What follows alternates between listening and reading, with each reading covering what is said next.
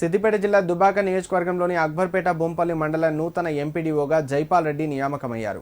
నూతనంగా మండలం ఏర్పడినప్పటికీ నేటి వరకు ఎంపీడీఓను గత ప్రభుత్వం నియమించలేదు. నూతన ఎంపీడీఓను నేడు నియమిస్తూ ప్రభుత్వం జీవో జారీ చేయడంతో ఎంపీడీఓ జైపాల్ రెడ్డి బాధ్యతలు స్వీకరించారు. మిరుదొడ్డి మండలంతో పాటు దుబాక మండలానికి చెందిన గ్రామాలు అక్బర్పేట బొంపల్లి మండల కేంద్రంలో విలీనమైన విషయం తెలిసిందే. నూతన ఎంపీడీఓ జైపాల్ రెడ్డికి మిరుదొడ్డి ఎంపీడీఓ గణేష్ రెడ్డి స్వాగతం పలికి బాధ్యతలు అప్పగించారు.